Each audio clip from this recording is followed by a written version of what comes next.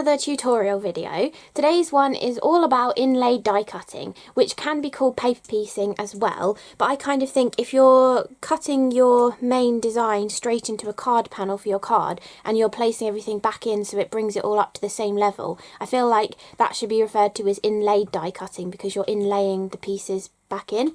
But I mean, I think it's sort of interchangeable really. You can kind of call it inlay die cutting or paper piecing, but I have already done a tutorial on batch making paper piecing. And you could definitely do that with these dies because this tutorial is in conjunction with Tonic Showcase number 44, which is the amazing Aperture box, which creates a fantastic box like this. And if you're cutting 4 panels for all of the sides of a box, you might as well utilise those fall away pieces and create some of these beautiful inlaid die cut cards with them. And I was saying in the up close video, technically, if you were cutting 4 panels from this colour, 4 panels from the coffee colour and 4 panels from the sea salt green, you could technically get 12 cards out of it by swapping the colours around. So you could get 4 that look like this, 4 that have a light green flower, 4 that have a dark green flower, by just mixing and matching all of the different pieces in there as well. So if that is something that you like doing, that then you can really utilise the fall away pieces from patterned panels when you're creating boxes, whether it's with this one or any other beautiful box that Tonic creates with all of their beautiful die sets. So for this tutorial, I thought I would show you this card, but I want to switch it up with some different colours. So I'm not sure if I'm definitely going to go with the glitter card or not, but I kind of picked out gold, pinks and like light pinky purpley kind of colours, and then this is my card panel. So we'll see what I feel like with all of the colours. I might skip the gold and just go with the pink glitter maybe. I think maybe that would look nice. So we'll go with those 3 colours for this one, and I'm going to show you exactly how to do this. But I'm also going to show you how... One sec, let me just get all of the dies off that I need. I also want to show you how you can use your rolled flower die to add accents into one of these inlaid die cut kind of cards by saving the piece that falls away from this design and cutting this die into it to give you these extra pieces that you can create like this scalloped design as well. So I want to just show you quickly how you can kind of die cut those pieces and add them back in. And to be honest, if you could get it in the exact same position, you could have die cut this from a second colour and like filled in this intermediate little gap as well, if you could manage to line it up. I'm not sure if that's absolutely possible, but you could definitely like utilise the inner pieces here as well rather than just the scallops too. But I wanted to show you that kind of technique as well. So the first thing you need to do when you're doing like an inlaid kind of technique like this is you want to take your main panel and you want to take just the plain patterned die. You don't need the outside edge, you just want the plain patterned die, and you want to cut this into your card front and place some tape on there to hold it into position, just wherever you want it to be. Maybe you wanted it to be landscape rather than portrait. Maybe we'll do a landscape one just to show you the difference. So we can go landscape position, hold that into place, and we're going to cut that out first because we don't need any of those white pieces. I mean, unless you are utilising them for different cards as well, you might want the white pieces, but for our card we don't need those white pieces, so we want to cut this one first. So for this first step, I'll die cut this, and I'm also going to die cut this into here just to show you how you can actually utilise different parts of different dies that you might not have thought that you could turn into a decorative flat piece when it's actually a 3-dimensional kind of a die. So let's bring in the tangerine.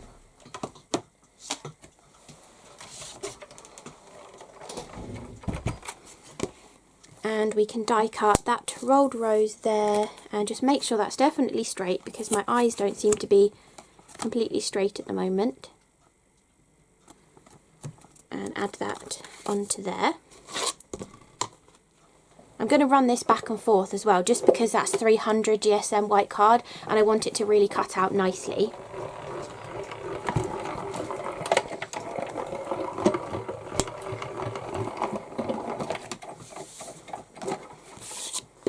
So first of all, let's show you this piece here, where we've now got these portions from our rolled flower, And if I bring this back in, you can kind of see, because you're cutting it out of this, actually I'll just show you on this one maybe, because you're cutting it out of the waste piece, when we place this back in, it will fit absolutely perfectly around the design. So if you're doing this inlaid die cutting kind of look, it really adds to that and allows you to sort of add in extra elements that it would kind of be difficult to do in any other way, I think, really. But they will perfectly fit around the actual design, and it's not perfectly lining up because I'm doing it in mid-air probably, but it will actually perfectly fit around to give you that scalloped kind of design that's fitting into this beautiful pattern. So for example here, I've added them in going around just to add a little bit of extra difference, because this is quite a large piece to paper piece back in, and it's quite a large open expanse. But you know, cutting another die into a waste piece, it really allows you to add a different pattern to it. And obviously it doesn't have to be this rolled flower, it's just because we had that in the die set. But if you're using any other die sets that you have, maybe you have some kind of die set that has like or maybe I think one of the stamp clubs from a while back, like Textures and Patterns or something, had like extra little dies that cut like little crosses into things and stuff like that, or circles, and you could cut those kind of things into these just to give a bit of extra pattern, and then you could paper piece that back in and put the other bits in different colours as well. So there's loads of different ways that you can do this kind of thing. And if I had thought of this ahead of time, before I had like placed this Flanders blue piece into this card, I could have taken all of these pieces, you know, cut it twice from two different pieces and place them back in opposite each other as well, rather than this bit being on the top. It could have actually been inlaid as well. So, you know, you can play around with all of that too. But I just wanted to show you how you can take a waste piece and, you know, die cut it further to add more decorative detail into there as well. But going back to the actual card that we're creating, double check it has cut nicely. Then we can take all of this off. We're going to poke all these pieces out and put some double-sided adhesive behind there, and then we'll come back to die cutting the rest of it. Okay, so I've poked all of the pieces out, and I've also got my die clean as well from all of the pieces. And what we want to do next, before we do any die cutting of the pretty colours of cardstock, we want to take our wide roll of double-sided from Craft Perfect, or you can use the sheets if you want to as well, just depends what you've got in your stash really. And then we want to place that onto there. Sorry if you can hear Pumpkin, she's just seen something out of the window, probably the squirrel. So we're going to place that onto there. You can actually roll this back across to get that to press down really nicely, because this is release paper. It's going to press it down really nicely for you. And then I like to use this little mini knife. I think they're blue now, but they're really affordable, these little knives. They're just like a utility one where you snap it off. And actually, for any of you who have this knife and you didn't know, this piece here, you take the end off. You have the spare blades in the end as well, but you can take the end of this with that slit and you can actually put it into there and snap the blade off, which I never knew. I can't remember where I saw it now, but I never knew that before. So because I was really struggling trying to snap the blades off. So there's a top tip if you have one of these and you didn't know that. So I just like to trim around the edge with one of these knives. I feel like it doesn't stick to the adhesive. I think it's a really good knife to use for this kind of thing. And then you've got the rest of your roll there for your next project.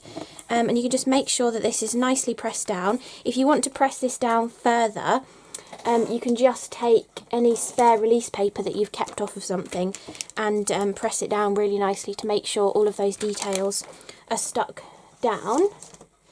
And then once we've got that into position, we can actually start die cutting our, sorry, there's a bit of tape residue on there. We can start die cutting all of our coloured pieces to go in there. So for this one, I'm going to follow where I've put pieces on this one, but switch up the colours. So we're going to go with the pink glitter where I've put the coffee coloured pearlescent card on this one. So that means I want the frame for this. So what I'm going to do is I'm going to cut the outside edge, and then I'm also going to take the inside piece and cut that from the outside edge once I've cut it, because I've just got my tangerine off to the side, so I'll just run it through like this. But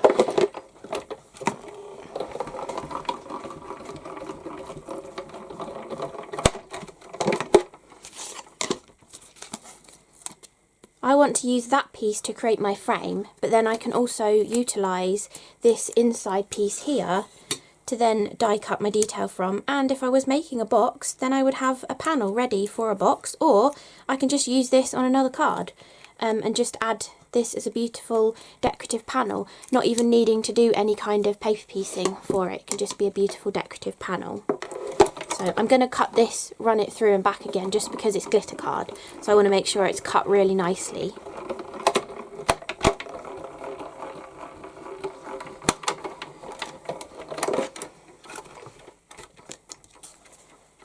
So this first colour and kind of the second colour as well are going to be the easiest pieces to paper piece back in because they are much larger. So for this kind of project I just poke them out and then place them in. I find it's really, really easy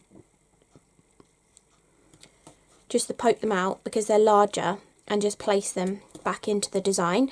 But when we get to the more fiddly pieces I will show you exactly like my cheats way of doing that as well. So I'll speed through this and then come back when we're cutting the next colour.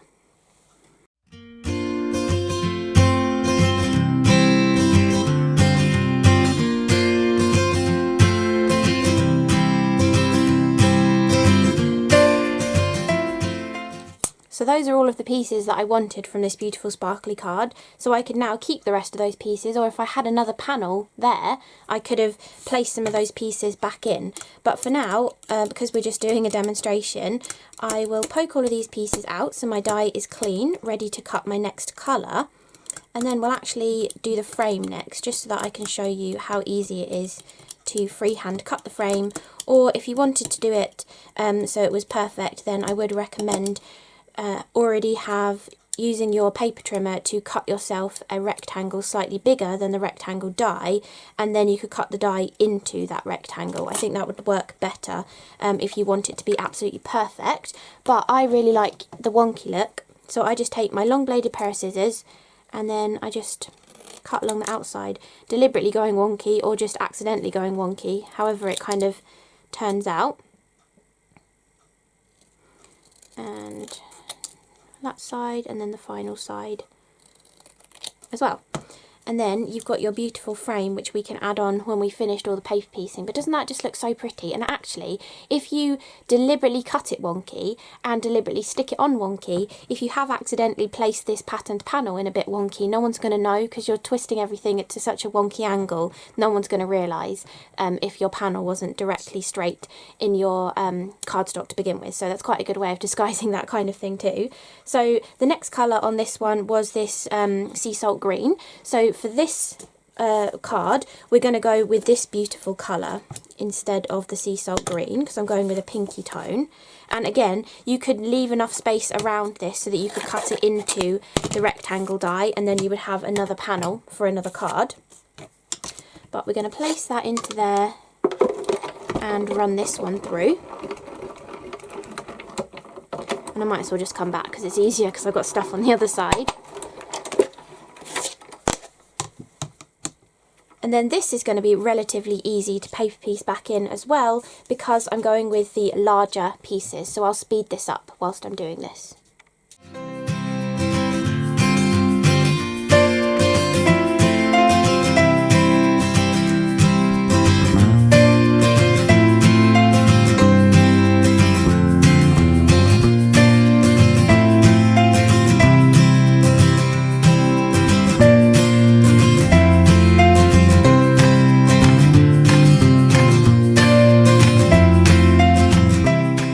Okay, so now we've got to this step. The final stage is to cut the lightest colour. So I'm going to go for this like light purpley kind of colour. And then we want to take all of those excess pieces off of our cutting mat and run this one through.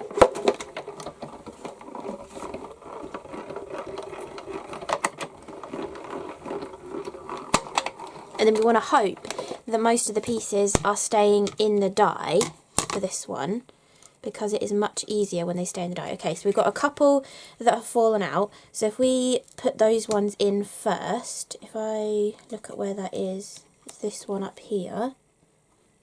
Oh, I'm holding that in the wrong position actually. So it's not that one over there. I just want them to be in the right position because we're actually going to flip the die on top of our panel so that we can place them all in at the same time. I think this is the right place I'm putting these in. So that one goes down there. So the way I like to do this cheats bit that I was telling you about is I want to poke out some of those larger pieces that we've already positioned into place so they're not in our way. And then you want to pick up your panel, move this into the middle, zoom you in a bit closer, and then you want to line this up over the top. And I find if you've taken some of those pieces out, it's much easier to do this. So you line it over the top, you feel it lock into the position, into the white card, and then you can go through and poke everything back out. Some of them obviously aren't going to stick because we've already stuck something in that place, but it's much easier if you just poke everything out, and then anything that needs to be in the position should stay in the position. Pumpkin. So we can just poke all of those